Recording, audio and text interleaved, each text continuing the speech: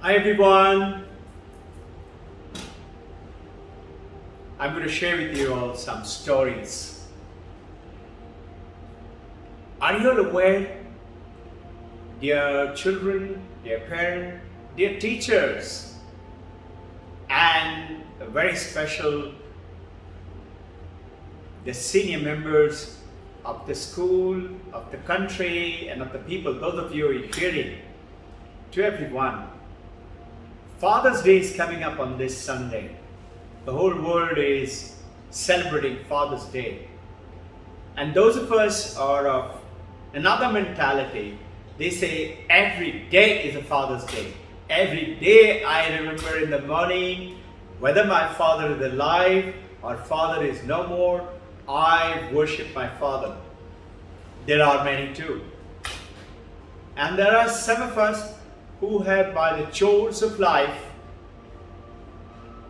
and various things to do, being kind and being good-hearted, being with full of memory of father and the mother, and yet maybe we are forgetting it, forgetting them. So time to wake up and give a big surprise, whether you are lovingly in connection with father and mother, particularly father because it's the Father's Day, or you're not very well connected. Make it a point to go down and meet and say you're the best dad in the world. And young children, I know you love your cherished father so much. Whether he's always with you because of the COVID-19 and locked up together and giving a lot of attention to you, or very busy with various chores, give a big hug and say, you're the best dad in the whole wide world. Nice idea, no? You know what? I heard this small story from a very small story, very small joke. And this I had heard from my father. Just imagine, I am now going to be 78 plus 79. That much years back when I was very small, I must have been 6, 7, 8 years of age. I have not forgotten. So, dear fathers, whatever you speak today to the children and the grandfathers, your children are going to remember, and their children remember everything dad say and mom say. Keep it in the golden word in your memory. I remember it. You know, it was such a small thing and I still remember it. You know what it was? One day I was going with father for shopping and he was buying various things for the house. Those days there were no big super mall and you just go and pick it up and get it packed and self-wrapped or anything. You choose and pick up from a big marketplace. I was lucky to most of the time go with my father to the shopping. I was very fond of shopping. I became very fond of shopper too. And he, in front of the guy who was selling eggs, he was smiling. So I asked him, why are you smiling? He said, I remembered something. What was that? He said, you know, one man goes to an egg seller guy and says, can you give me black chicken's egg? So this guy said, these are all the eggs I have. I don't know which is black chicken's egg. He said, you don't know? It's very simple. It's not my father talking, father telling me that story, okay? And that man tells the egg seller, you don't know? Achha, okay, can I pick up? I know which is the black chicken's egg. He said, really? Go ahead. What has the egg guy got to lose because he used to sell anyway? So he picked up 12 eggs and he put it into the wrapper and he said how much of the money, give him the money, And then he says, okay, the egg guy says, sir, before you go, would you please tell me the secret? I want to learn from you. How did you find out which is the egg which belongs to a black chicken? He said, very simple. The largest eggs are always the black chicken egg.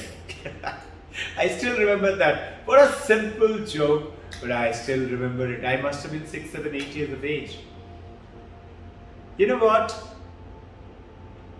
There is a father and a boy busy with mobile and headset and phones and all, and father said, let's get out of this and let's go to a forest and have a little family time. So the family, mother, sister, brother, father, everybody drives down. And then they go to a camping site, and Buster and mommy and the sister, they get down to organize a little fire and cook something fresh on the forest. In that forest it was allowed. Father said, come son, let's go out and get some firewood. We'll pick up something which has fallen on the tree. So they started driving out to bring it in the car back. As they were going, went little inside into the forest, there was a big boulder right in front, center of the road. Must have rolled from the mountainside. The father said, come son, push it out. He said, push it out? It's too big. Father said, no, you can do it. You are very strong. The father was driving, naturally, he told the son, go out, push it out.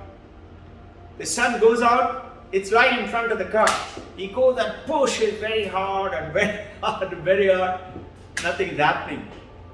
Naturally, young son, 15, 16 years of age, he comes in to the father's side and he says, Father, I can't do it. Father said, come on, you can do it. I can see it. I know you can do it. So he goes and again tries it very hard. And he came and said, come on, Father, what is this? I can't do it.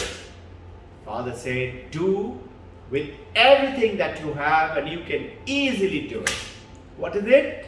Do with everything that you have, you can do it. Son is about to get irritated now. Come on, Father. He said, come on. Do with everything that you have. It's a lesson for you in your life. A simple through the boulder. The son is very intelligent son. He says, really? Lesson for my life? All right. He goes and try. Couldn't do it. Boulder moved a little bit and stuck. Comes and says, Father, I can't. Father said, did you try with everything that you have? He said, yes, I did. He said, no. He said, what do you mean no? He said, did you ask me? I'm available to you. I'm sitting right here. I can put the parking brake on and come down and help you, no?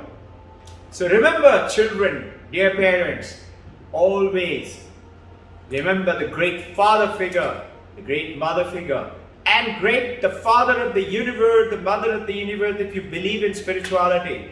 And if you don't believe in spirituality, don't believe in God, it's okay. Believe in unified field, the cosmic energy. Pray with 100%. Help me, all the energy and the forces. I'm going to do it. And don't forget your dad. So happy Father's Day for all of you. Remember, Father is always there to help you. Okay? Love you. I want to tell you another story. Ready? You know, this boy, young boy, 5, 6 years of age, hadn't gone to school till then. Those days, nowadays 5, 6 years old is very senior in school. And this boy was taught by mom and brothers and everybody how to write.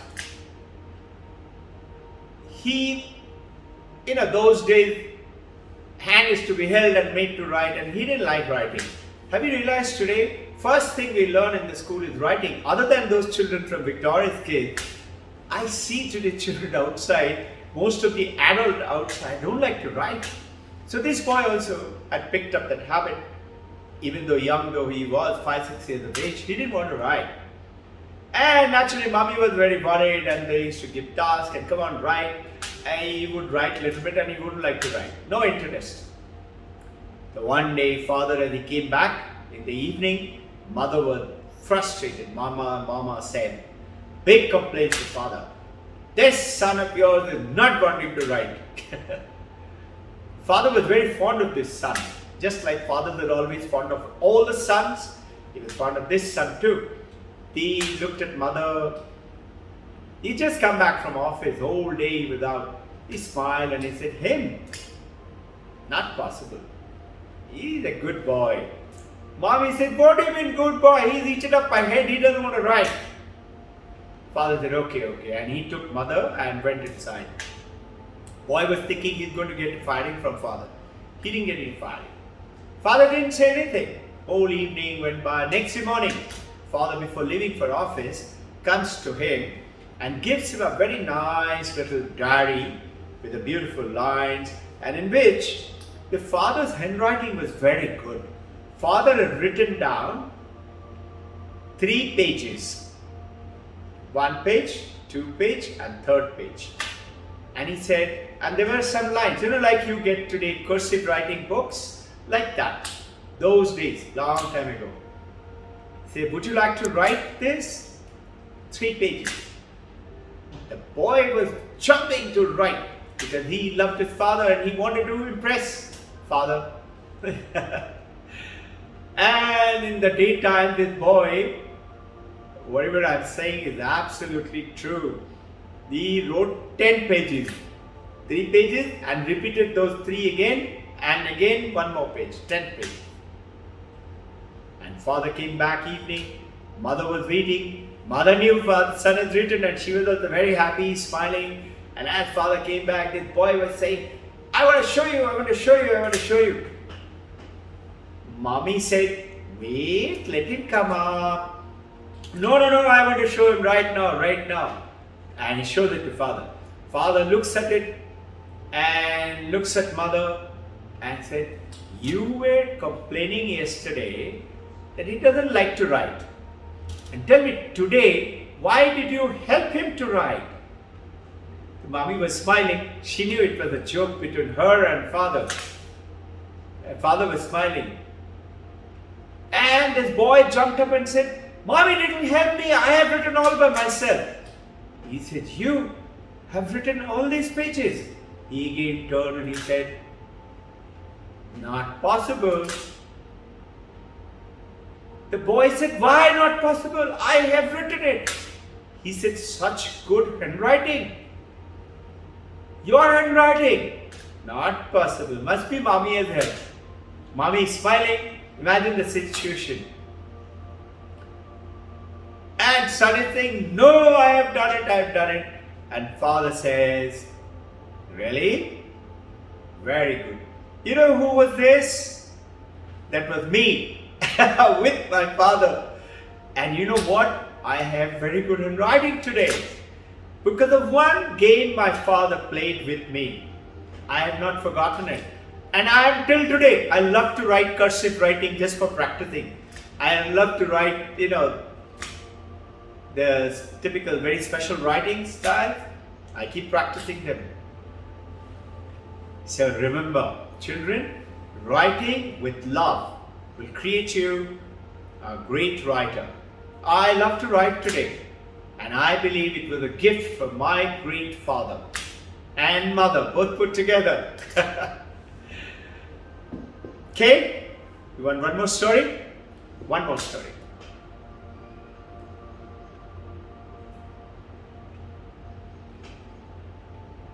This father, with everybody, they were about 5-6 children. In the morning, 4:30, is to go out for practicing running and exercising and swimming, everything put together. 4:30 in the morning. And this father never forced anyone of them. But he made it so interesting, everybody got up and went. And one day, this boy, who was the fourth in the family, he had an elder brother, 4 years elder to him, elder than him was 5 years elder to him, and elder than him, the eldest, was 6 years elder to him. And after the whole training, at the end, generally there used to be 100 meters dash. And this boy must have been 9-10 years of age, and elder brother, elder to him, was 14, elder to him 15, and elder to him 16 years of age. And at the end of it, there used to be 100 meters dash. Like 100 meter, may not have been exactly 100 meter. Who can go and touch father first? He is good and speed and athletic and all that stuff. And everybody wanted to prove it. And just like there is to be given handicaps. So this boy, who was the fourth youngest, he used to get a handicap ahead. And everybody ran. Before they went for the running, father said, you all are going to run. What is the use? Anyway, he is going to win. Who was that he? The youngest boy. So the other brothers knew the father is trying to motivate the younger boy to participate with the elder, 6 years elder to him. Naturally, they were much faster. And they were all very athletic. Anyway, they all started the race and running full speed, and the younger boy was told, no, you are going to be the winner. He was running with his heart out. But naturally, the brother elder to him, 4 years elder, he was faster than him, way ahead. Elder to him was little older than him, faster than him, and little older, faster than him. Naturally, the eldest was first, second was second, third was third, fourth boy, youngest boy was the last. But what happened? Just before, about 20-30 meters before, because father said anyway he's going to win, so they knew the message. So what they did, they didn't want to prove, the elder ones didn't want to prove themselves who's first. They quietly slowed down, and the fourth boy went ahead, raced ahead, and touched the father and said, I did it, I did it, I did it. You know what father said? Father said, never give up. Then you will always win. And you know who was that boy? It was me. I remember that message till today. My brothers and all, I do not know whether they will remember, whether they are going to listen to this. I remember it today. The result of this came something beautiful. As you all know, I joined Indian Air Force. I'm telling you the application of this message, how far it goes. Then I joined in the Indian Air Force at 15 years of age. It's very tough training. 2 years, 10 months of training. And after 2 years of training, I was about 17. We finished flying training. We were graduating. We had flown three different types of piston engine plane. And I did very well. I was doing very good. I was also the senior-most cadet in charge, called Sergeant Cadet in charge for everyone. I'm telling you how that message of my father helped me today. So dear father, grandfathers, and young children, remember, whatever you speak, Shankaracharya is saying, Priyam Bada, always speak good things. Satyam Bada, don't tell lies. And he says one more thing, very important. He says, Apriyam Satyam Mavada. What is not very pleasant truth, don't speak. It doesn't mean tell lies. Keep quiet. So, it just so happened, we had finished our graduation. After the graduation, we were to go down for advanced applied training for fighter plane transport and helicopters. So that day, early in the morning, 5:30, we all landed up, and the instructor pilot came, talked to us. Training was over, and we were having a little relaxed time. He said, "Today you all will get the list." Now, we all had been given about 1 week back, who wants to fly fighter plane, have to give it a choice. Second, who wants to fly transport, to give a choice, or helicopter. In case you don't get fighter plane, what is your second choice? What is your third choice? I wanted to fly only fighter plane. That's why I joined. So I wrote fighter, fighter, fighter. Instructor came and who checked the paper. He said, "You can't do that. After fighter, you have to write something. What is your second choice?" I said, "Sir, I have no other second choice." He said, "Come on, you have to write it. It's an order." I said, "Sir, I don't want to fly helicopter or transport. I want to only fly fighter." He shook his head, and I was a sergeant cadet. I think he had a little respect for me. So he took the paper and took everybody's paper. And that day morning, which I'm talking about, the list came out. I went charging to see. I was a senior most cadet, and I saw top was my name written helicopter. My heart broke. I was shattered. I said, "Me? Helicopter?" Everybody said, "Robin, you're going to helicopter." I didn't speak to anyone. I went, quietly stood. I didn't go and do this. And I was walking up and down and thinking, what do I do? I went to my instructor. I said, "Sir, you are my instructor. I don't want to fly helicopter." He said, "What to do, Robin? This is the chief instructor's choice. There are certain vacancies for the fighter. You have been chosen for the helicopter. You have not qualified." I was shocked. I did very well. "Sir, I did very well. Look at my papers. Look at my flying result." I said, "What to do?" My heart was broken. I went to flight commander, senior to the instructor, who is managing all the instructors. Same result. I went to squadron commander, went above him 3 times. He said, "What to do, Robin?" Then I found out who's next to squadron commander. I was told chief instructor, who's made the choice along with the. I said, "I want to go and meet him." They said, "You can't meet. Cadets are not allowed to meet him." So I was finding out how to meet him. I didn't give up. I could have easily resigned. What to do? Air Force, law, can't do anything. I asked from some people, found out. We all had servant kind, like Laskar. They're called Laskar. They were helping us to polish our things and things. We were all officer cadet, no? Officer cadet. So he told me chief instructor lives within 1 kilometer from the main gate. Now generally we are not allowed to go out. That particular day, because we had finished our training and we're graduating just another few days, so we were allowed to go out. I was allowed to go out. I had my gate pass. I took my cycle and I went to meet the chief instructor. Everybody said, "If the people come to know, you will be suspended." I was ruthless, fearless. I went to meet him. I went and pressed the bell. Outside name was written, chief instructor and his name. I still remember. Air Commodore Patel. So,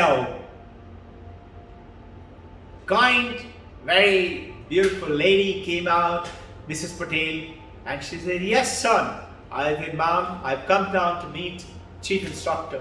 May I meet him, please?" She was surprised seeing a cadet come. She said, "What is it about?" I said, "Ma'am, please, I want to talk to him." She saw my face. I'm very serious. She said, "Okay, please sit down." She made me sit down in the drawing room. I was sitting in the sofa, and within few minutes, chief instructor came. I stood up. I wished him. He said, "Please sit down." "What is it?" "You are Robin, isn't it?" He knew because I was the sergeant cadet in charge of all the cadets. It was nice of him, kind enough for him. I said, "Yes, sir." He said, "What is it, Robin?" I said, "Sir, list has come out and I have been placed for helicopter. I don't want to fly helicopter. I want to go to fighters. Sir, I have asked the flight commander, instructors, everybody says only chief instructor, only you can help. Would you please put my name for fighters?" Chief instructor said, "Listen, lot of deliberation has taken place. After that, this list has come out. I don't think I can do. What's wrong with helicopter flying? And then he spent 15-20 minutes telling me what good about helicopter flying. I quietly listened respectfully. At the end of it, I said, sir, please, I want to fly fighter planes. I don't want to fly helicopter. He looked at my stubbornness and insistence. He said, do you know, Robin, what pilot am I? I said, no, sir. He said, I'm a helicopter pilot. Now my heart broke. I said, my God, my chief instructor is a helicopter pilot. He's going to send me to helicopter. I said, sir, please help me. I need your blessing. He said, okay. He smiled. He said, let me see what I can do. And next day morning, 5:30, as we were there, Robin, my name was called up. I was called. I went running. I said, yes, sir. You went to chief instructor's house. I was made to run 2 kilometers, punishment. That's how Air Force does it. Came back. Quad commander fired me. Flight commander fired me.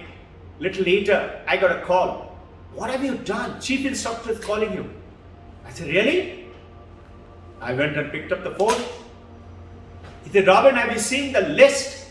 I said, sir, I saw the list yesterday. He said, no. That was a dummy list. The instructor that made it to just rag you guys. The main list has come up. Go and see it. I said, thank you, sir. Thank you so much. And good afternoon, sir. I said it and I put the phone down and went running. There, Robin goes to fight a plane. I remember my father's word. Father told me, never give up. I want you children to remember this. Worship your father, your grandfather. Worship God if you believe in God. Worship unified faith. I'm not asking you to become religious. I'm asking you to one thing. Believe in yourself. Good luck.